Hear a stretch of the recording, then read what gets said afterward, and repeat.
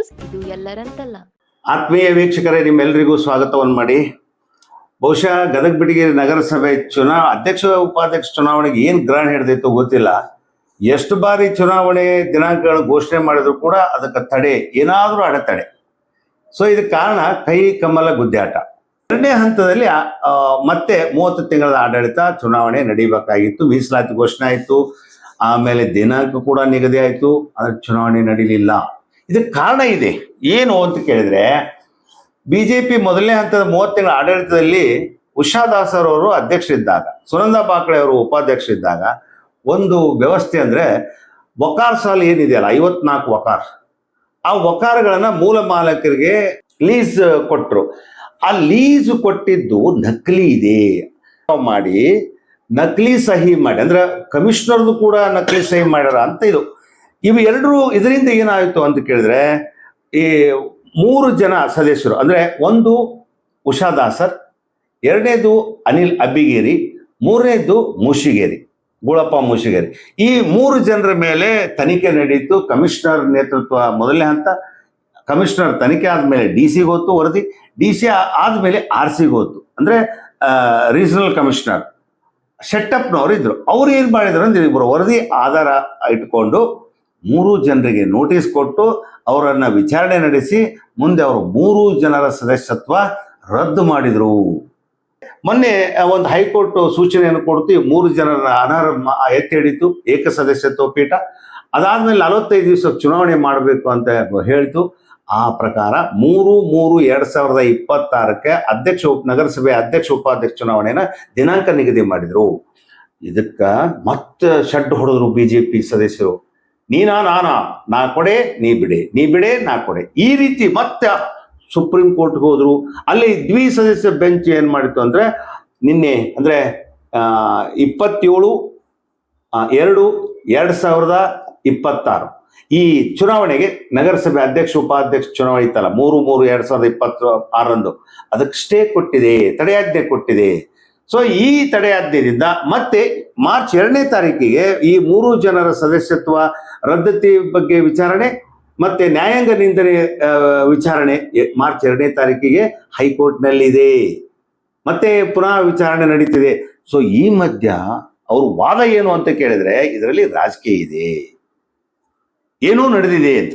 So ಈ ಎಲ್ಲ ವಿಚಾರವನ್ನು ಇಟ್ಕೊಂಡು ಇವತ್ತು ಅಂದ್ರೆ ಹಾವು ಏಣಿ ಆಟ ನಡೆದಿದೆ ನಗರಸಭೆ ಅಧ್ಯಕ್ಷ ಉಪಾಧ್ಯಕ್ಷ ಚುನಾವಣೆಯಲ್ಲಿ. ಕೈಕಮಲದ ಜಿದ್ದಾಜಿದ್ದಿ, ನಾನಾ ನೀನಾ ಅನ್ನುವಂಥ ವ್ಯವಸ್ಥೆ ಇದೆ. ಸೊ ಈ ಒಂದು ವಿಷಯವನ್ನು ಇಟ್ಟುಕೊಂಡು ಇವತ್ತು ಒಂದು ನಿಮಗೆ ಇದರ ಬಗ್ಗೆ ಮಾಹಿತಿ ಕೊಡೋಣ ಅಂತ ಹೇಳಿ ನಮ್ಮ ಗದಗ ಜಿಲ್ಲೆಯ ಬಿಜೆಪಿ ಮುಖಂಡರು, ಹಿರಿಯ ನ್ಯಾಯವಾದಿಗಳು, ನಗರಸಭೆಯ ಮಾಜಿ ವಿರೋಧ ಪಕ್ಷದ ನಾಯಕರು, ಬಿಜೆಪಿಯಲ್ಲಿ ತಮ್ಮದೇ ಆದಂತ ಛಾಪನ್ನ ಮೂಡಿಸಿದ್ದಾರೆ. MM ಹಿರೇಮಠ ಅವರು ಇವತ್ತು ನಮ್ಮ ಜೊತೆಗಿದ್ದಾರೆ. ಅವ್ರು ನಿಮ್ಮ ಪರವಾಗಿ ಸ್ವಾಗತ ಮಾಡ್ತಾರೆ. ಏನ್ ಸರ್ ಇದು ನಗರಸಭೆ ಅಧ್ಯಕ್ಷ ಉಪಾಧ್ಯಕ್ಷ 2ನೇ ಅವಧಿಯಲ್ಲಿ ನಿಮ್ಮ ಬಿಜೆಪಿಯವರಿಗೆ ದೊಡ್ಡ ಸಮಸ್ಯೆ ಈ ನಕಲಿ ತರಾವು, ಈ ನಕಲಿ ವ್ಯವಸ್ಥೆ. ಇದರಲ್ಲಿ 2021ರಲ್ಲಿ ನಡೆದಂತ ಒಂದು ನಗರಸಭಾ ಚುನಾವಣೆಯಲ್ಲಿ ಇವತ್ತು ಗದಗ ಬೆಟಗೇರಿಯ ಜನ ಇವತ್ತು 18 ಜನ ಬಿಜೆಪಿ ಸದಸ್ಯರಿಗೆ ಸಂಪೂರ್ಣವಾದಂಥ ಬಹುಮತವನ್ನ ನೀಡಿದ್ರು. ಅದೇ ರೀತಿಯಾಗಿ ಆಮೇಲೆ ಕಾಂಗ್ರೆಸ್ನವರಿಗೆ 15 ಜನ ಆರಿಸಿ ಬಂದ್ರು, 2 ಪಕ್ಷೇತರ ಆರಿಸಿ ಬಂದ್ರು. ಆ 2 ಪಕ್ಷೇತರನ್ನ ಕಾಂಗ್ರೆಸ್ನವರು ತಮ್ಮ ತೆಕ್ಕೆಗೆ ತೆಗೆದುಕೊಂಡ್ರು. ನಮಗೆ ಸ್ಪಷ್ಟವಾದಂಥ ಒಂದು ಜನರ ಆದೇಶ ಇದೆ. ಆ ಆದೇಶದ ಪ್ರಕಾರ ನಾವು 2.5 ವರ್ಷ ಶ್ರೀಮತಿ ಉಷಾ ದಾಸರ್ ಅವರು ಹಾಗೂ ಶ್ರೀಮತಿ ಸುನಂದಾ ಬಾಕ್ಲೆ ಅವರು ಉಪಾಧ್ಯಕ್ಷರಾಗಿ ಒಳ್ಳೆಯ ಆಡಳಿತವನ್ನ ಕೊಟ್ಟರು. ಕೊಟ್ಟ ನಂತರ ಇವತ್ತು ಗದಗಿನಾಗ ಏನಂದ್ರೆ, ಕಾಂಗ್ರೆಸ್ನವರು ಯಾವಾಗ ಬಿಜೆಪಿ ಅಥವಾ ವಿರೋಧ ಪಕ್ಷದವರು ಆಡಳಿತಕ್ಕೆ ಬರ್ತಾರ ಅಂದಾಗ ಅವ್ರು ಸಂಪೂರ್ಣವಾಗಿ ಆಡಳಿತ ಮಾಡಿಸಿಕೊಡಲೇ ಇರುವಂತಹದ್ದು ಒಂದು ಕುತಂತ್ರ ಕಾಂಗ್ರೆಸ್ನವರು 1996ರಿಂದ ಇದನ್ನ ಮಾಡ್ಕೊಂತ ಬಂದಾರ. 1996ರಲ್ಲಿ ಅವತ್ತು ಸನ್ಮಾನ್ಯ SS ಪಾಟೀಲ್ರು ಜನತಾದಳದ ಸಚಿವರಾಗಿದ್ರು. ಆ ಸಂದರ್ಭದಲ್ಲಿ ಗದಗ ಬೆಟಗೇರಿ ನಡೆದಂತ ಒಂದು ಚುನಾವಣೆಯಲ್ಲಿ ಜನತಾದಳದ ಒಂದು ಅಧಿಕಾರ ಬಂತು, ಕಾಂಗ್ರೆಸ್ ವಿರೋಧ ಪಕ್ಷದಲ್ಲಿತ್ತು. ಅವಾಗ ಮೊದಲನೇ ಅಧ್ಯಕ್ಷರಾಗಿ ಶ್ರೀಮತಿ ಭುವನೇಶ್ವರಿ ಕಂಗೂರು ಅವರು ಅಧ್ಯಕ್ಷರಾಗಿ 30 ತಿಂಗಳ ತಮ್ಮ ಅಧಿಕಾರವನ್ನು ಮುಗಿಸಿದ್ರು. 2ನೇ ಪೀರಿಯಡ್ಗೆ ಅವಾಗ ಏನ್ ಮಾಡಿ ಜನತಾದಳದವ್ರನ್ನ ಕಾಂಗ್ರೆಸ್ನವರು ಹೊತ್ತುಕೊಂಡು ಹೋಗಿ ಅಥವಾ ಅವ್ರ ಆಸೆ ಆಮಿಷಗಳನ್ನ ತೋರಿಸಿ ಅವಾಗ 2.5 ವರ್ಷ ಆದ ನಂತರ ಆ ಅಧಿಕಾರವನ್ನು ತಮ್ಮ ಕಡೆ ತೆಗೆದುಕೊಂಡ್ರು. ಹ್ಮ್. ಅದೇ ರೀತಿಯಾಗಿ 2008ರಲ್ಲಿ ಕೂಡ ಭಾರತೀಯ ಜನತಾ ಪಕ್ಷಕ್ಕೆ ಸ್ಪಷ್ಟವಾದ ಆದೇಶವನ್ನ ಗದಗ ಬೆಟಗೇರಿ ಜನ ನೀಡಿದ್ರು. ಆ ಸಂದರ್ಭದಲ್ಲಿ ಅಧ್ಯಕ್ಷರಾಗಿ ಶ್ರೀಮತಿ ವಿಜಯಲಕ್ಷ್ಮಿ ಅಂಗಡಿ ಅವರು 15 ತಿಂಗಳ, ನಂತರ ಶ್ರೀಮತಿ ಜಯಶ್ರೀ ಗುಲಾಟಿ ಅವರು 15 ತಿಂಗಳ ಒಳ್ಳೆಯ ಆಡಳಿತವನ್ನ ಕೊಟ್ಟರು.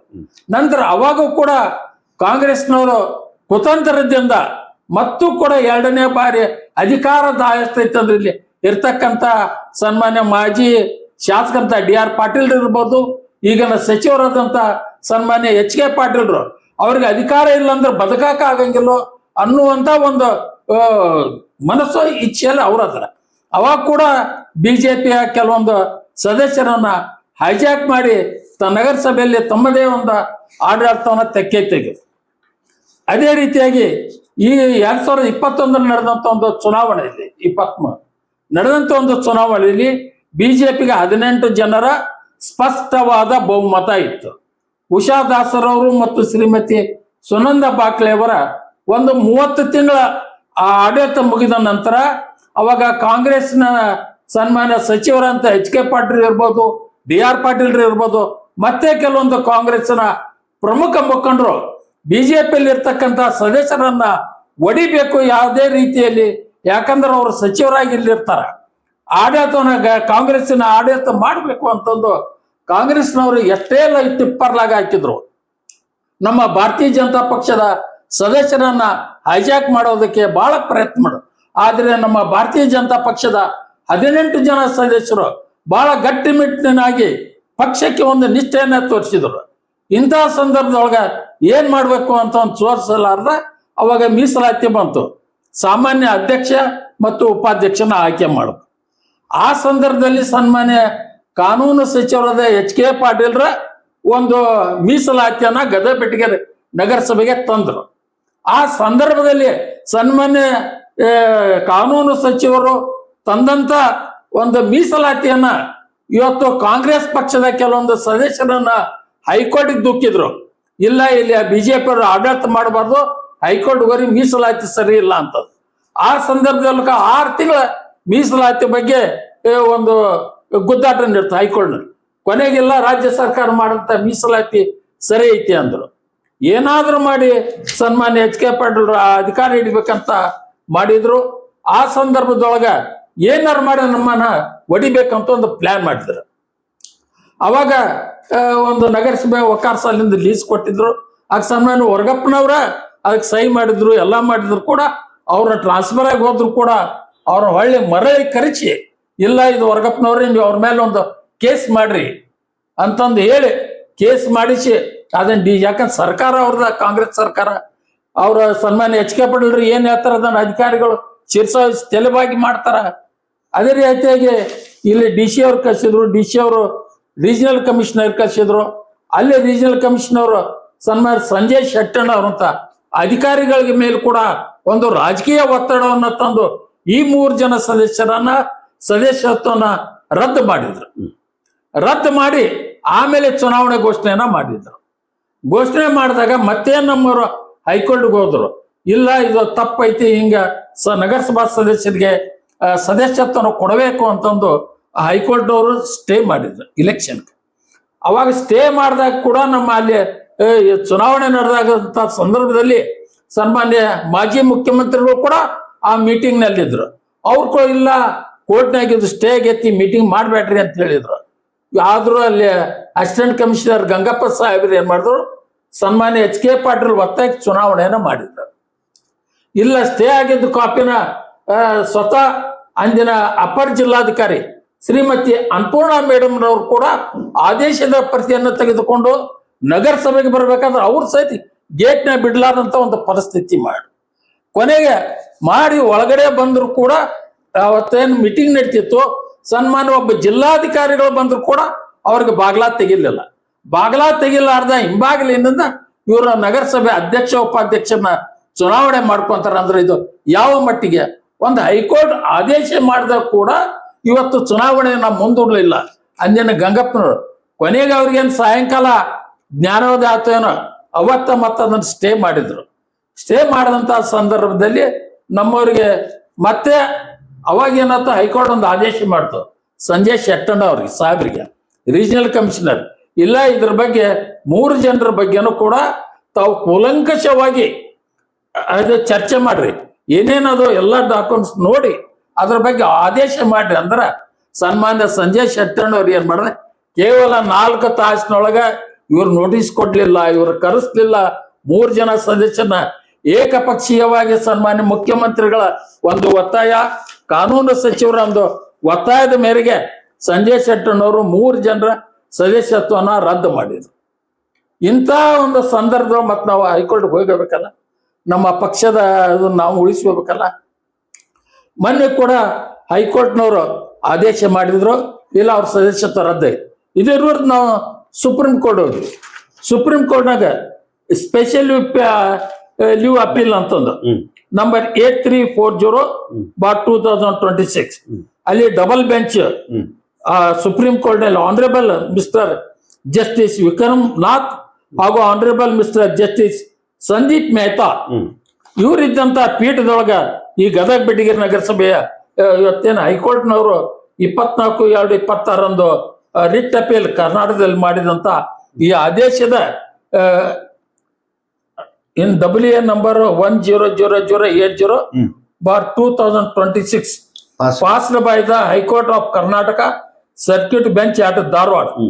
ಸನ್ಮಾನ್ಯ ಈ ನ್ಯಾಯಾಧೀಶರು ಮಾಡಿದಂತ ಆದೇಶದ ವಿರುದ್ಧ ನಮ್ಮವರು ಇವತ್ತು ಸುಪ್ರೀಂ ಕೋರ್ಟ್ಗೆ ಹೋಗಿ ಅಲ್ಲಿ ಒಂದು ಸ್ಪೆಷಲ್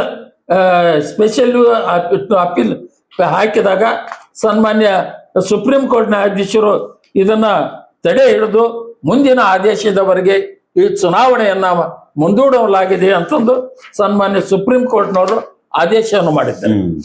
ಸನ್ಮಾನ್ಯ ಸುಪ್ರೀಂ ಕೋರ್ಟಿನ ದ್ವಿಸದಸ್ಯ ಪೀಠದವರು ಈ 3/3/2026 ನಡಿಬೇಕಾದಂತ ಒಂದು ಚುನಾವಣೆಯನ್ನ ಮಾಡಬಾರ್ದು ಅಂತಂದು ಸದ್ಯಕ್ಕೆ ಆರ್ಡರ್ ಕೊಟ್ಟಿದೆ. ಓಕೆ, ಇಷ್ಟ ಸರ್. ಈಗ ನೀವು 96ರಿಂದ ಹೇಳಿದ್ರಿ, ಬಹಳ ಸುಂದರವಾದಂತ ಒಂದು ವ್ಯವಸ್ಥೆ ಏನ್ ನಡೀತು ಕುತಂತ್ರ, ಬಹಳ ಖುಷಿ ಆಯ್ತು. ಇಷ್ಟೊಂದು ವೀಕ್ ಇದ್ದೀರಾ ನೀವು ಬಿಜೆಪಿ ಅವರು, ಅವ್ರ ಆಮಿಷಗಳಿಗೆ, ಅವ್ರ ಕುತಂತ್ರಗಳಿಗೆ, ಅವ್ರ ದುಡ್ಡುಗೆ, ಅವ್ರ ಇದಕ್ಕೆ ಇಷ್ಟ್ಯಾಕೆ ಬಲಿ ಆಗ್ತಾ ಇದ್ದೀರಿ ಸರ್? ಈ ಸಲದ ಮಾತ್ರ 18 ಜನರು ಕೂಡ ಯಾವುದೇ ಅಧಿಕಾರದ ಆಶೆಯಲ್ಲಿ, ಹಣದ ಅಮಿಷಿಗಾಗ್ಲಿ ಯಾವ ಒಬ್ಬ ಸದಸ್ಯರು ಕೂಡ ಅವ್ರು ಆಗ್ಲಿಲ್ಲ. ಏನಾದ್ರೂ ಮಾಡಿ ಬಾಯಿ ಹೊಕ್ ಅಧಿಕಾರವನ್ನ ತಮ್ಮ ಕೈಯಾಗಿ ತಗೋಬೇಕು, ವಕಾರ ಸಾಲನ್ನ ತಮ್ಮ ಕೈಯಾಗ ಅಂಡರಾಗಿ ತಗೋಬೇಕು. ಇದು ವಕಾರದ ಮಾಲಕರಾರು ನಗರಸಭೆ, ಈ ಮಾಲಕತ್ವನ ಕೂಡ ತಾವು ಇವತ್ತು ಹೈಜಾಕ್ ಮಾಡಿ ಸನ್ಮಾನ್ಯ HK ಪಾಟೀಲ್ರು ಇದನ್ನ ರಾಜ್ಯ ಸರ್ಕಾರ ಕೊಟ್ರು. ಇಲ್ಲಿ ಬರ್ತಕ್ಕಂತ ಆದಾಯ ನಗರಸಭೆಗೆ ಕೋತಾ ಮಾಡುವಂತದನ್ನ ಸನ್ಮಾನ್ಯ HK ಪಾಟೀಲ್ರು ಮಾಡ್ಯಾರ. ಅಲ್ರಿ, ಈಗ ನಕಲಿ ಠರಾವ್ ಮಾಡಿ, ನಕಲಿ ಸಹಿ ಮಾಡಿ ನೀವು ಮಾಡಿದ್ದು ಅಲ್ಲ ನಕಲಿ ಠರಾವ್ ಅವ್ರು ವರ್ಗಪ್ಪನವ್ರು ಮಾಡಿದಂತ ಸಹಿಯನ್ನ ತಾವು ಆಮೇಲೆ ಅವ್ರ ಕಡೆಯಿಂದ ಕಂಪ್ಲೇಂಟ್ ಕೊಡ್ಸಿದ್, ನಾ ಮಾಡಿಲ್ಲ ಅಂತಂದು. ಮತ್ತೆ ಅದನ್ನ ಮಾಡಿದ್ಕೊಳ್ಳಿ ಅವ್ರು ಕಂಪ್ಲೇಂಟ್ ಕೊಡ್ಬೋದಿತ್ತ. ಆಯ್ತಾ, ಅದು ಬಿಟ್ಟು 6 ತಿಂಗಳ 8 ತಿಂಗಳು ಬಿಟ್ಟು ಇವ್ರ ಸಚಿವರ ಒತ್ತಾಯಕ್ಕೆ ಬಂದು ಅವಾಗ ಅವ್ರ ಕಂಪ್ಲೇಂಟ್. ಅಲ್ಲ ಸರ್, ಈಗ ಒಬ್ಬರಿಗೆ ಒಂದು ಕಪಾಳಕ್ಕೆ ಹೊಡಿತಾರ, ಅವ ಏನ್ ಮಾಡ್ತಾನೆ, ಎದುರಿಗಿದ್ದಾವ ಯಾರು ಹೊಡೆದಿರ್ತಾರ ಅವ್ನು ಹೊಡಿತಾರಿಲ್ಲ. ಮತ್ತು ವರ್ಗಪ್ಪನವ್ರ ವಿರುದ್ಧ 1 ದಿವಸ ಇವರು ವರ್ಗಪ್ಪನವ್ರ ಮೇಲೆ ಕಂಪ್ಲೇಂಟ್ ಮಾಡಲಿಲ್ಲ, ವರ್ಗಪ್ಪನವ್ರ ಮೇಲೆ FIR ಮಾಡಲಿಲ್ಲ, ವರ್ಗಪ್ಪನವ್ರ ವಿರುದ್ಧ ಮಾತಾಡ್ತಾ ಇಲ್ಲ ನಿಮ್ ಬಿಜೆಪಿ ಅವರು. ಬರೇ ಆ FIR ಇದಕ್ಕೆ ಸ್ಟೇ ಕೊಡ್ರಿ, ಚುನಾವಣೆಗೆ ಸ್ಟೇ ಕೊಡ್ರಿ. ಏನ್ ವರ್ಗಪ್ಪನವ್ರು ನಮ್ದು ಸಹಿ ಅಂತ ವಾದ ಮಾಡಾರ್ರಿ. ಮತ್ ಕೋರ್ಟ್ ಕೂಲಂಕಷವಾಗಿ ವಿಚಾರಣೆ ಮಾಡಿ, ಮತ್ತೆ ಅವರು ಕೂಲಂಕಷ ವಿಚಾರಣೆ ಮಾಡಿದ್ರು ಕೂಡ ಈಗ ಅಲ್ಲಿ ನಕಲಿ ಅಂತ ಪ್ರೂವ್ ಆಗೈತೆ. ಅಲ್ಲಲ್ಲ, ಮೊದ್ಲೇ ಸಲ ಹೈಕೋರ್ಟ್ನವರು ಆದೇಶ ಮಾಡಿದ್ರು ಅವ್ರಿಗೆ ವೋಟಿಂಗ್ ಮಾಡಪ್ಪ ಇದನ್ನ ಕೊಡ್ರಿ ಅಂದ್ರ. ಈಗ ಮತ್ತೆ ರದ್ದಾತ, ಈ ರದ್ದ ಮೊನ್ನೆ ಆತು, ಆಮೇಲೆ ಈಗ ವಿಚಾರಣೆ ನಡೀತು. ಸರಿ, 1 ದಿವ್ಸ ನಾನು ನಿಮ್ ಬಿಜೆಪಿ ಅವ್ರಿಗೆ ಕೇಳಿದೆ, ಈಗ ಬಿಜೆಪಿ ಕಾಂಗ್ರೆಸ್ ಮೇಲೆ ಅಲಿಗೇಷನ್ ಮಾಡ್ತೀರಿ, ಕೋರ್ಟ್ನೊಳಗ ದಾಖಲೆ ಮಾತಾಡ್ತಾವ. ಇವರೇ most leading lawyer, you know all the things, what is the law, what is court, ಏನು ಜಜ್ಮೆಂಟ್, ಮತ್ತೊಂದು ಮಗುದು ಎಲ್ಲ ಗೊತ್ತು. ಇವತ್ತು ಕಾನೂನು ಸಚಿವರು HK ಪಾಟೀಲ್ ಅದಾರ ಅಂದ್ರೆ ಎಲ್ಲ ಕಾನೂನು ಅವ್ರು ತಗೊಳಕ್ ಆಗುದಿಲ್ಲ. ಆದ್ರೂ ನೀವ್ ಹೇಳುದು ಅದು ನಿಮ್ಮ ರಾಜಕಾರಣ.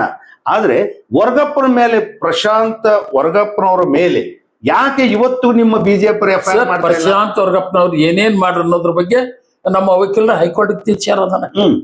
ತಿಳಿಸಿದ ಮೇಲೆ ಅಲ್ಲ, ಅದನ್ನ ಕೂಡ ಸದಸ್ಯತ್ವ ಎತ್ತಿರ್ತೈತಲ್ಲ, ಏಕ ಸದಸ್ಯತ್ವ ಪೀಠ ಸರ್. ಹಿಂದ ಅದೇ ಹೈಕೋರ್ಟ್ ನಮಗ ಇದನ್ನ ಕೊಟ್ರು, ಹಾ. ವೋಟಿಂಗ್ ಪವರ್ ಕೊಟ್ರು. ಹಾ. ಈ ಸಲ ಕೊಟ್ಟಿಲ್ಲ. ಹಾ. ಅದ್ರ ವಿರುದ್ಧ ನಾವು ಸುಪ್ರೀಂ ಕೋರ್ಟ್ ಹೋಗ್ರಿ. ಆದ್ರೆ ನೀವು ಯಾರು ನಿಮ್ ವಿರುದ್ಧ FIR ಮಾಡ್ಯಾರ ಅವ್ರ ವಿರುದ್ಧ ಯಾಕೆ ನೀವು ಹೋರಾಟ ಮಾಡ್ತಾ ಇಲ್ಲ?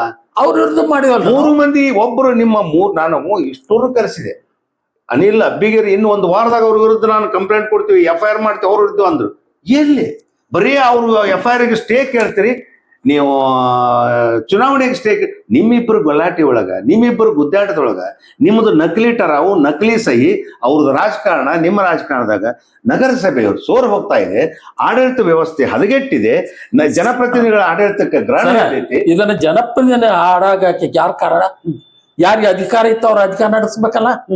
ಅದನ್ನ ಬಿಟ್ಟುಕೊಟ್ರು ಬಾಯ ಹುಕ್ಕಾರ್ಕೋಕ್ ಅಧಿಕಾರ ಇಡ್ಬೇಕಂತಂದು ತಮ್ಮ ಸದಸ್ಯರನ್ನ ಚೂಬಿಟ್ಟು ಹೈಕೋರ್ಟ್ಗೆ ಮೀಸಲಾತಿ ಸರಿಲ್ಲ ಅಂತ ಕಳಿಸಿದವ್ರು ಯಾರು?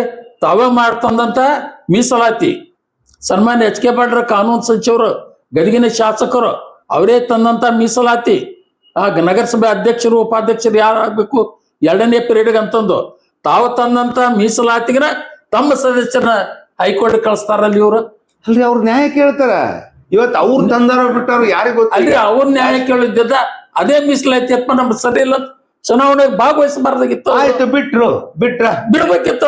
ನೀವು ಆಡಳಿತ ಮಾಡಿದ್ರ ಯಾಕೆ ಆಡಳಿತ ವ್ಯವಸ್ಥೆ ಒಳಗೆ ಈ ರೀತಿ ನಕಲಿ ಮಾಡೋದು, ನಕಲಿ ಟರಾವ್ ಮಾಡೋದು, ನಕಲಿ ಸಹಿ ಮಾಡೋದು, ಆಮೇಲೆ ಮಾಡಿದಾದ್ಮೇಲೆ ಹಿಂಗ್ ತಿಂದು ಮಂಗೆ ಅನ್ನಂತೆ ಜನರ ಎದುರಿಗೆ ಅಸಹ್ಯ ಆಗೋದು? ಬಿಜೆಪಿ ರಾಷ್ಟ್ರೀಯ ಪಕ್ಷ ಅಂಬ ದೊಡ್ಡದಾದಂತ ಪ್ರಧಾನಿಯವರು ಇವತ್ತು ವ್ಯವಸ್ಥೆಯೊಳಗಿದ್ದಾಗ ಇಲ್ಲಿ ಮಾಜಿ ಮುಖ್ಯಮಂತ್ರಿಗಳಿದಾರ, ಬಸವರಾಜ ಬೊಮ್ಮಾಯಿ ಅವರಿದಾರ, CC ಪಾಟೀಲ್ ಇದಾರ.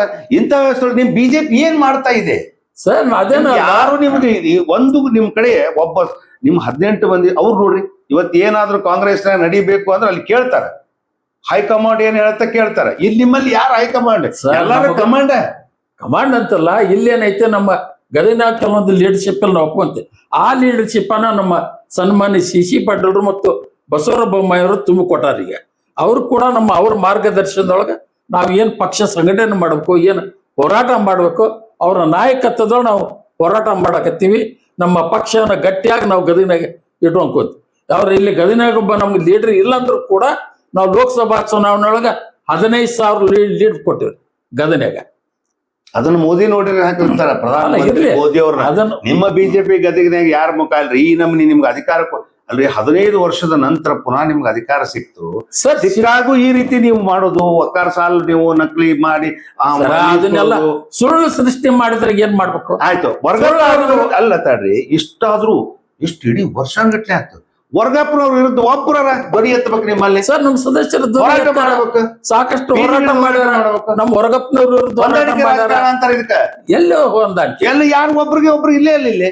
ಆಮೇಲೆ ಅವ್ರು ಮಾಡಿದ್ದೆ ಕರಿ, ವರ್ಗಪ್ಪನವ್ರ ವಿರುದ್ಧ ನಿಮ್ ಕಂಪ್ಲೇಂಟ್ ಯಾಕಿಲ್ಲ?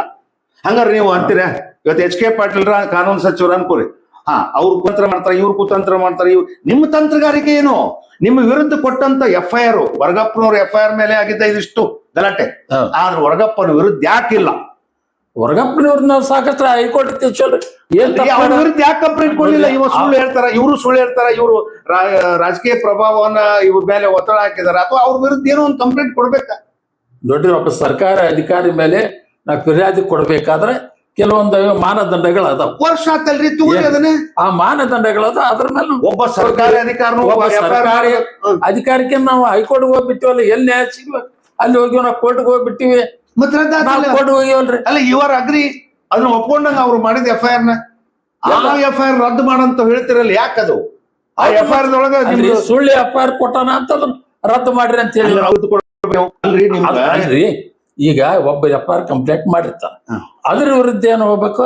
ನಾವು ಹೈಕೋರ್ಟ್ಗೆ ಹೋಗ್ತೀವಿ, ಅದು ಸುಳ್ಳು ಕಂಪ್ಲೇಂಟ್ ಐತೆ, ಅದನ್ನ ರದ್ದು ಮಾಡ್ರಿ. ಸಹಿ ಸಮೇತ ಇದನ್ನ ತನಿಖೆ ನಡೆಯುತ್ತೆ, ಅದನ್ನ ನಡೆದೈತಲ್ರಿ. ಮತ್ತೆ ಫಾರೆನ್ಸಿಕ್ ಅದು ಇದನ್ನ ಹೋತ ಆ ಸಹಿನು ತನಿಖೆ ಆತ, ತನಿಖೆ ಬೆರಳಚ್ಚ ಅದು ಏನು ಎಂತ ಎಲ್ಲ ನೋಡಿದ್ರ ಸರ ಅಧಿಕಾರ ಅವ್ರದೈತಿ. ಈಗ ಬೇಕಾದ್ ಮಾಡ್ತಾರ. ಈಗ ಹ್ಯಾಂಗ್ ಮಾಡಿದ್ರಿ? ಈಗ ಮಾಡ್ಲಿಲ್ಲ. ಈಗ 3 ಮಂದಿ ಸದಸ್ಯರು ರದ್ದು ಮಾಡಿದ್ರು. ತಮ್ಮವ್ರ ಮೀಸಲಾತಿ ವಿರುದ್ಧ ಹೈಕೋರ್ಟ್ ಕಳಿಸ್ತಾರ.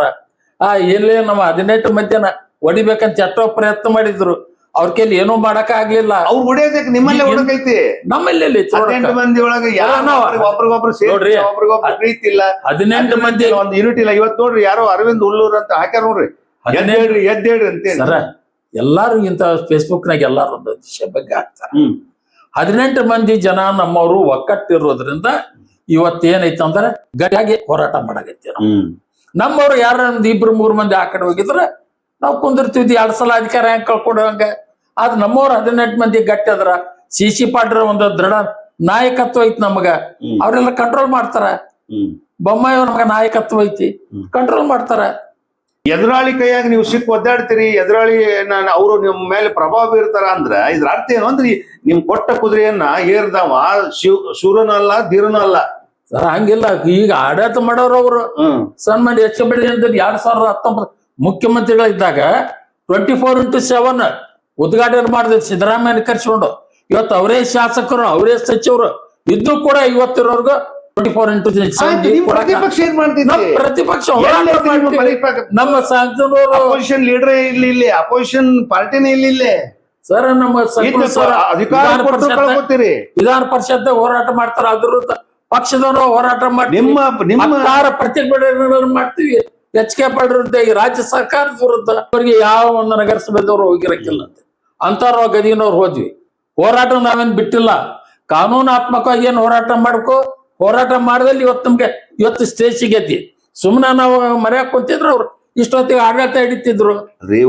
ಒಂದು ನಿಮ್ಮ ಬಿಜೆಪಿ ಆಡಳಿತ ಕರೆಕ್ಟ್ ಆಗಿ ಒಬ್ಬ ಜಿಲ್ಲಾಧಿಕಾರಿ ನಗರಸಭೆಗೆ ಬಂದ್ರ ಬಿಡಲಾರ್ದಂತ ವ್ಯವಸ್ಥೆ ಮಾಡಿ ಇವತ್ತು ಆಡಳಿತ ಹೇಳೋ ಹಾಕೊಂಟಾರ.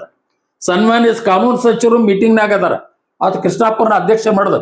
ಬೊಮ್ಮಾಯಿ ಹೇಳ್ತಾರ ಇಲ್ಲ ಸ್ಟೇ ಆಗೈತಿ, ಇಲೆಕ್ಷನ್ ಮುಂದೂಡ್ರಿ ಅಂದ್ರು ಕೂಡ ಅವ ಅಧಿಕಾರಿ ಸನ್ಮಾನ್ಯ HK ಪಾಟೀಲ್ ನೋಡಿದ್ ಗದಗದ ನಡುತ್ತಾನ. ಗಂಗಪ್ಪ ಅಂತವ್ ಸಹಿತ ಈ ಚುನಾವಣೆ ಮಾಡ್ತಾರಂದ್ರ ಹೈಕೋರ್ಟ್ ಸ್ಟೇ ಆಗೈತಂದ್ರ ಸ್ವಲ್ಪ ವಿಚಾರ ಮಾಡ್ಬೇಕ. DC ಅವ್ರಿಗೆ ಫೋನ್ ಮಾಡಿ ಏನಾರು ಮಾಡಿ ಅದು ಸಹಿತ ಮಾಡಂಗಿಲ್ಲ. ಮುಂದ್ ಸಚಿವರು ಕುಂತಾರ ಅಂದ ಕೂಡ ಗದಗದ ನಡುತ್ತಾರ ಅಧಿಕಾರಿಗಳಿಗೆ. ಗೊತ್ತ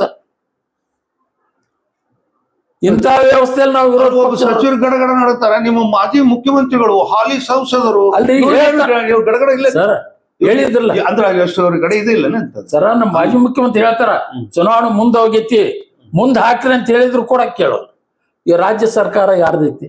ನಿಮ್ ಕೇಂದ್ರದಾಗ ಯಾರ್ದೈತಿ ಸರ್? ಕೇಂದ್ರದಲ್ಲ ಇದು ವಿಷಯ, ಕೇಂದ್ರದ ವಿಷಯ ಅಲ್ಲ. ಸುಪ್ರೀಂ ಕೋರ್ಟ್ ಹೋಗಿರಿ ಇನ್ನೇನ್ ಸರ್? ಮತ್ತೇನು ಕೋರ್ಟ್ ಬೇರೆ, ಅಧಿಕಾರ ನಡೆಸಬಹುದಲ್ರಿ?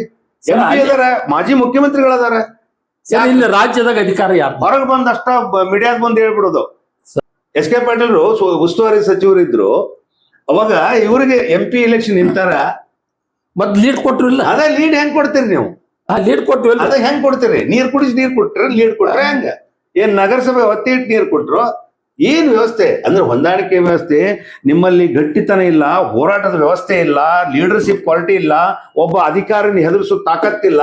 ಒಬ್ಬ ಅಧಿಕಾರಿ FIR ಮಾಡಿದ ಅಧಿಕಾರಿ ವಿರುದ್ಧ ನೀವೊಂದು ಕಂಪ್ಲೇಂಟ್ ಕೊಡೋಕ್ ತಯಾರಿಲ್ಲ. ಒಂದು ಕನ್ಯೆ ಹೊಡೆದ ಸಣ್ಣ ಹುಡುಗರು ಹೊಡಿತಾರ, ವಾಪಸ್ ಹೊಡಿತಾರ. ಹಂಗ ನಿಮ್ FIR ಮಾಡಿ ಈ ಪರಿಸ್ಥಿತಿ ತಂದಿಟ್ರು ನಿಮ್ BJP ಅವ್ರನ್ನ. ಸರ್ ತಂದಿದ್ರು ಎಲ್ಲಿ ಯಾವ ಫೋರಮ್ನಾಗ ನಾವ್ ಮಾಡ್ಬೇಕಲ್ಲಿ ಹೋದ್ವಿ. ಅವಾಗ ಕಪಾಲ್ ನೋಡ್ರಿ, ಸುಪ್ರೀಂ ಕೋರ್ಟ್ ಐತಿ, ಸುಪ್ರೀಂ ಕೋರ್ಟ್ ಆರ್ಡರ್ ಆಗತ್ತದ. ಒಟ್ಟು ನಿಮ್ಮ ಅದಕ್ಕೆ ಆದೇಶ ಬರ್ತದ.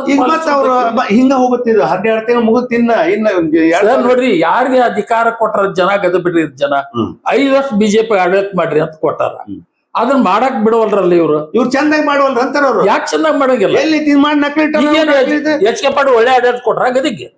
HK ಪಾಟೀಲ್ ಕುಡಿಯಕ್ ನೀರು ಕೊಡಕತ್ತಾರ. ಒಂದು ಒಳ ಚರಂಡಿ ಯೋಜನೆಯನ್ನ ಪೂರ್ತಿ ಮುಗಿದಾವ. ಇಲ್ಲಿ ತಿಂಗಳಿಗೊಮ್ಮೆ 2 ಸಲ ನೀರ್ ಕೊಡ್ತಾರೆ. HK ಪಾಟೀಲ್ ಒಳ್ಳೆ ಆಡಳಿತ ಕೊಡಕತ್ತಾರ ಇವ್ರು.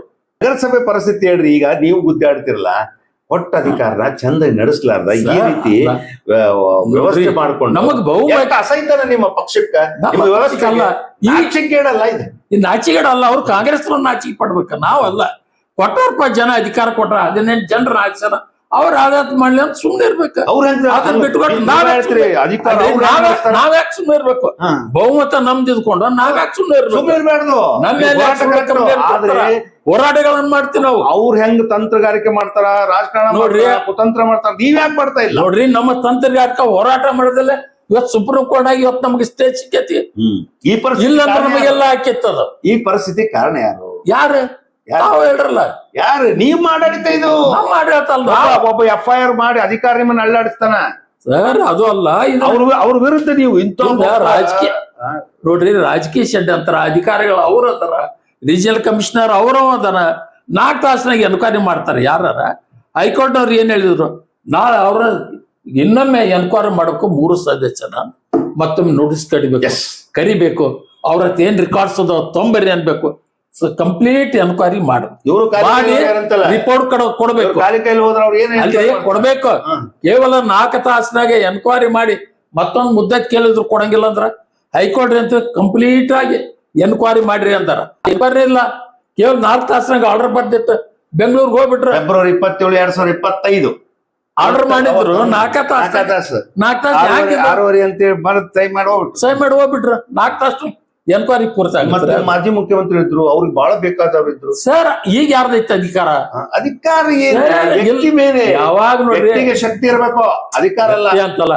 ಒಬ್ಬ ಮುಖ್ಯಮಂತ್ರಿಗಳು ಫೋನ್ ಮಾಡಿ ಹೇಳ್ತಾರಂದ್ರ ಅಧಿಕಾರಿ ಅವ್ರು ಕೇಳ್ತಾರ ಹೊರತು ಒಬ್ಬ ಮಾಜಿ ಮುಖ್ಯಮಂತ್ರಿ ಮಾತು ಕೇಳಂಗಿಲ್ಲ. ನಗರಸಭೆ ಯಾವುದೇ ಒಬ್ಬ ಸರ್ಕಾರಿ ಅಧಿಕಾರಿಗಳು ಯಾರು ಆಡಳಿತ ಆಗಿರ್ತಾರ ಅವ್ರು ಮಾತು ಕೇಳ್ತಾರೆ. 2 ನಿಮಿಷದಾಗ ಏನ್ ಹೇಳ್ತಾರೆ ಕೊನೆಯದಾಗಿ ಇವತ್ತಿನ ಒಂದು ಈ ಕಾಂಗ್ರೆಸ್ಸಿನ ಷಡ್ಯಂತ್ರದ ವಿರುದ್ಧ ನಾವು ಬಿಜೆಪಿ ಅವ್ರು ನಾವೇನು ಸುಮ್ಮನೆ ಕೂತಿಲ್ಲ, ನಾವು ಕೂಡ ಕಾನೂನಾತ್ಮಕವಾಗಿ ಹೋರಾಟವನ್ನು ಮಾಡಕತ್ತೀವಿ. ಈ ಆದಷ್ಟು ಕೂಡ ಈ ಸನ್ಮಾನ್ಯ ಸುಪ್ರೀಂ ಕೋರ್ಟ್ನವರ ಆದೇಶದ ಪ್ರಕಾರ ಇವತ್ತು ಚುನಾವಣೆ ನಡೀಲಿ ಅಂತಂದು ಹೇಳಿ ಇಲ್ಲಿಯವರೆಗೆ ನನ್ನನ್ನು ಕರೆದು ನನಗೆ ಮಾತನಾಡಲು ಅವಕಾಶ ಮಾಡಿಕೊಟ್ಟಂತ ಸನ್ಮಾನ್ಯ ಕಾರ್ಕಳವ್ರು ಕೂಡ ವಂದನೆಗಳ ಸಲ್ಲಿಸಿ ನನ್ನ 2 ಮಾತನ್ನು. ಇದುವರೆಗೆ MM ಹಿರೇಮಠ ಅವ್ರ ಮಾತು ಕೇಳಿದ್ರೆ ರಾಜಕೀಯವಾಗಿ ಬಹಳಷ್ಟು ವಿಶ್ಲೇಷಣೆ ಮಾಡ್ತಾರೆ. ಕಾರಣ ಅವ್ರಿಗೆ ಗೊತ್ತಿದೆ ಏನು ಅಂತ. ವಿರೋಧ ಪಕ್ಷ ನಾಯಕರಾದವರು ಬಿಜೆಪಿ ವಕ್ತಾರಾಗಿದ್ರು, ಜೊತೆಗೆ ಈ ರಾಜಕೀಯ ವ್ಯವಸ್ಥೆ ಎಲ್ಲವನ್ನೂ ಗೊತ್ತಿದೆ. ಆದ್ರೆ ಒಟ್ಟಾರೆ ಇವತ್ತು ಈ ಕೈಕಮಲದ ಹಾವು ಏಣಿನ ಆಟ, ಕಾನೂನು ಸಮರದ ಹಾವು ಏಣಿ ಆಟದಲ್ಲಿ ನಗರಸಭೆ ಸೋರ್ತಾ ಇದೆ. ಜನರು ಬಹಳ ಕಷ್ಟ ಪಡ್ತಾ ಇದ್ದಾರೆ. ಜನಪ್ರತಿನಿಧಿಗಳ ಆಡಳಿತ ಇಲ್ಲ. ಇಲ್ಲಿ ಚುನಾವಣೆ ಆಗಿದೆ, 35 ವಾರ್ಡ್ಗಳು ಸದಸ್ಯರಿದ್ದಾರೆ, ಅಲ್ಲಿ ಅಧ್ಯಕ್ಷರಿಲ್ಲ, ಮೀಸಲಾತಿ ಪ್ರಕಟ ಆಗಿದೆ, ಚುನಾವಣೆ ಘೋಷಣೆ ಆಗ್ತಾ ಇದೆ, ಕ್ಯಾನ್ಸಲ್ ಆಗ್ತಾ ಇದೆ, ಘೋಷಣೆ ಆಗ್ತಾ ಇದೆ, ಕ್ಯಾನ್ಸಲ್ ಆಗ್ತಾ ಇದೆ. ಅವ್ರು ಘೋಷಣೆ ಕಾಂಗ್ರೆಸ್ನವ್ರು ಘೋಷಣೆ ಮಾಡ್ತಾರಂತ ಅಧಿಕಾರಿಗಳು ಇವ್ರು ಹೋಗಿ ಸ್ಟೇ ತರ್ತಾರೆ. ಈಗ ಏನಿದೆ, ಗದಗ ಬೆಟಗೇರಿ ಅವಳಿ ನಗರದ ಮೂಲಭೂತ ವ್ಯವಸ್ಥೆ ಸಿಗ್ತಾ ಇಲ್ಲ. ನೀರು, ಸ್ವಚ್ಛತೆ, ಏನು ಸ್ಥಳೀಯ ಸರ್ಕಾರ ಏನು ಕೊಡ್ಬೇಕು ಅದು ಕೊಡ್ತಾ ಇಲ್ಲ. ಅಧಿಕಾರಿಗಳ ದರ್ಬಾರ್ ನಡೆದಿದೆ ನಗರಸಭೆಯಲ್ಲಿ, ಆಡಳಿತ ವ್ಯವಸ್ಥೆ ಅಲ್ಲಿದೆ. 3 ಫಾರ್ಮ್ ನಂಬರ್ 3 ಏನ್ ಚಲ್ಲಾಟ, ಏನ್ ಏಜೆಂಟ್ ರಾವಳಿ, ಏನ್ ವ್ಯವಸ್ಥೆ. ಅಯ್ಯೋ ಕರ್ಮಕಾಂಡ. ಗದಗ ಬೆಟಗೇರಿ ನಗರಸಭೆ ಪರಿಸ್ಥಿತಿ ಅದಕ್ಕೆ ಗ್ರಹಣ ಹಿಡಿದು ಬಿಟ್ಟಿದೆ, ಅದು ನರಕ ಸಭೆ ಆಗ್ಬಿಟ್ಟಿದೆ. ಸೊ ಯಾಕೆಂದ್ರೆ ಈ ಚುನಾಯಿತ ಪ್ರತಿನಿಧಿಗಳು ಕರೆಕ್ಟ್ ಆಗಿ, ಪ್ರಾಮಾಣಿಕವಾಗಿ, ಭ್ರಷ್ಟರಹಿತವಾಗಿ ನಿಮ್ಮ ಕೊಟ್ಟ ಆಡಳಿತವನ್ನ ಸಮರ್ಪಕವಾಗಿ ಮಾಡಿದ್ರೆ ಈ ಪರಿಸ್ಥಿತಿ ಬರ್ತಿತ್ತಾ ಅನ್ನೋ ಪ್ರಶ್ನೆ ಸಾರ್ವತ್ರಿಕವಾಗಿ ಕೇಳಿ ಬರ್ತಾ ಇದೆ. ಇನ್ನೊಬ್ಬರ ಮೇಲೆ ಗೂಬೆ ಕೂರ್ಸ್ಕೊಳ್ಳೋದು, ನೀವು ಮಾಡೋದು, ಮತ್ತೊಬ್ಬರ ತಲೆ ಕಟ್ಟೋದು, ಆಮೇಲೆ ಇಲ್ಲಿ ರಾಜಕೀಯ ನಡೆಸೋದು, ಇನ್ನೊಬ್ಬರ ಆಡಳಿತ ಕಸ್ಕೊಳ್ಳೋದು, ಇನ್ನೊಬ್ಬರ ಆಡಳಿತದ ಮೂಗು ತೋರಿಸೋದು. ಕೊಟ್ಟ ಅಧಿಕಾರ ಅವ್ರು ಬಳಸ್ಲಿ, ನಿಮ್ಗೇನು ಕೊಡ್ತಾರೆ ನೀವು ಬಳಸಬೇಕು. ಈ ವ್ಯವಸ್ಥೆ ಇದು ಅಂದ್ರೆ ಮಾತ್ರ ಪ್ರಜಾಪ್ರಭುತ್ವಕ್ಕೊಂದು ಏನು ಗೌರವ ಕೊಟ್ಟಂಗೆ, ಅದಕ್ಕೊಂದು ಬೆಲೆ ಸಿಗುತ್ತೆ. ನಗರಸಭೆ ಅಂದ್ರೆ ಏನು? ಸ್ಥಳೀಯ ಸರ್ಕಾರ, ಮನೆ ಬಾಗಿಲಿಗೆ ಆಡಳಿತ ಕೊಡುವಂತ ವ್ಯವಸ್ಥೆ. ಅದಕ್ಕೋಸ್ಕರ ಅಧಿಕಾರ ವಿಕೇಂದ್ರೀಕರಣ ಮಾಡಿದ್ದು. ಇಂಥ ಸ್ಥಳೀಯ ಸರ್ಕಾರವನ್ನ ಈ ರೀತಿ ನೀವು ಕೈಕಮಲ ಹೋರಾಟ ಮಾಡಿ, ನಾ ಕೊಡೆ ನೀ ಬಿಡೆ, ನಾನಾ ನೀನಾ, ಯಾಕಿದು? ಯಾರಿಗಾಗಿದು? ಎದಕ್ಕಿದು? ಜನ ಏನಾಗ್ತಾ ಇದೆ ಪಾಪ, ಪರಿಸ್ಥಿತಿ ಜನರದ್ದು ಏನಾಗ್ತಾ ಇದೆ? ನಿಮ್ಗೆ ಟ್ಯಾಕ್ಸ್ ಕಟ್ಟಿ ನಾವೆಲ್ಲ ಕಟ್ಟಬೇಕು, ನಾವೆಲ್ಲ ಟ್ಯಾಕ್ಸ್ಗಳನ್ನು ತುಂಬಬೇಕು, ಎಲ್ಲ ಮಾಡಬೇಕು, ನೀವು ಹೇಳಿದ್ದನ್ನು ಕೇಳಬೇಕು. ಆದ್ರೆ ನಾವೆಲ್ಲ ಕಾನೂನು ಪಾಲನೆ ಮಾಡ್ಬೇಕು. ನಿಮ್ಗಿಲ್ಲ ಅನ್ನೋದು ಕಾನೂನು ಪಾಲನೆ. ನಿಮ್ಗ ಜನ ಓಟ್ ಹಾಕಿದ್ದಕ್ಕೆ ಗೌರವ ಇಲ್ಲ. ಈ ಪರಿಸ್ಥಿತಿ. ಅದಕ್ಕೆ ಈಗಾದ್ರೂ ಎಚ್ಚೆತ್ಕೊಂಡು ಯಾರ್ಯಾರು ಆಡಳಿತ ಏನೇನು ಕೊಟ್ಟಿದ್ದಾರೆ ಅದನ್ನ ಮಾಡಿಬಿಟ್ರೆ ಇನ್ನೊಂದು 12 ತಿಂಗಳು ಉಳಿತದೋ. ಒಂದು ವರ್ಷ ಇವತ್ತು ಖಾಲಿ ಇದ್ದದು. ಅಧ್ಯಕ್ಷ ಉಪಾಧ್ಯಕ್ಷ ಚುನಾವಣೆ ಆಗ್ಲಿಲ್ಲ, ಆಡಳಿತ 35 ಜನ ಸದಸ್ಯರಿದ್ರು, ಉಪಯೋಗ ಇಲ್ಲ. ಯಾರನ್ನ ಕೇಳಬೇಕು? ಸದಸ್ಯರನ್ನ ಕೇಳಿದ್ರೆ ಇಲ್ರಿ ಚುನಾವಣೆ ಆಗಿಲ್ಲ, ಅಧ್ಯಕ್ಷ ಉಪಾಧ್ಯಕ್ಷ ಆಯ್ಕೆ ಆಗಿಲ್ಲ, ಅಧಿಕಾರಿಗಳು ನಮ್ಮ ಮಾತು ಕೇಳ್ತಾ ಇಲ್ಲ. ಮತ್ ಮುಂದೆ ಏನ್ ಮಾಡೋದು? ಜನ ಟ್ಯಾಕ್ಸ್ ಕಟ್ಟೋದು ನಿರಂತರ ನಡೆದಿದೆ. ಈಗಾದ್ರೂ ಎಚ್ಚೆತ್ಕೊಳ್ಬೇಕು. ಅಟ್ಲೀಸ್ಟ್ ಸ್ಥಳೀಯ ಸರ್ಕಾರದ ಆಡಳಿತ ವ್ಯವಸ್ಥೆ ಗೌರವ ಕೊಡುವಂತ ಒಂದು ವ್ಯವಸ್ಥೆ ಆಗ್ಬೇಕು. ಅದು ಯಾರೇ ಇರ್ಲಿ, ಕಾಂಗ್ರೆಸ್ನವ್ರು ಇರ್ಲಿ, ಬಿಜೆಪಿ ಇರ್ಲಿ, JDS ಇರ್ಲಿ, ಇನ್ನೊಬ್ರಿರ್ಲಿ, ಮತ್ತೊಬ್ರು ಇರ್ಲಿ, ಇಲ್ಲಿ ಸ್ವಾರ್ಥತೆಯನ್ನ ಅಧಿಕಾರ ಲಾಲಸೆಯನ್ನ ರಾಜಕೀಯನ ಮಾಡಿದ್ರೆ ಈ ವ್ಯವಸ್ಥೆಗೆ ಬರ್ತೈತಿ. ಜನ ಸಂಕಟದಲ್ಲಿದ್ದಾರೆ. ಸೊ ಈಗಾದ್ರೂ ಎಲ್ಲರೂ ಎಚ್ಚೆತ್ಕೊಳ್ಬೇಕು. ಏನೇನು ನಡೆದಿದೆ, ಕಾನೂನು ಸಮರ ನಡೆದಿದೆ, ಏನಾಗುತ್ತೋ ಗೊತ್ತಿಲ್ಲ. ಈಗ 3/3/2006 ಒಂದು ಚುನಾವಣೆ ಇತ್ತು, ಅದಕ್ಕೆ ಸ್ಟೇ ಸಿಕ್ಕಿದೆ. ಮುಂದೇನು ಅನ್ನುವಂಥ ಪ್ರಶ್ನೆ ಈಗ ಹುಟ್ಟಿಕೊಂಡಿದೆ. ಈ ವಿಚಾರವನ್ನ ನಮ್ಮ ಜೊತೆಗೆ ಹಂಚಿಕೊಂಡಂತ ಹಿರಿಯ ನ್ಯಾಯವಾದಿಗಳು, ನಮ್ಮ ಬಿಜೆಪಿಯ ನಾಯಕರು ಎಂ ಹಿರೇಮಠ ಅವರಿಗೆ ನಿಮ್ಮೆಲ್ಲರ ಪರವಾಗಿ ಹೃತ್ಪೂರ್ವಕ ಅಭಿನಂದನೆ ಸರ್. ನಮಸ್ಕಾರ.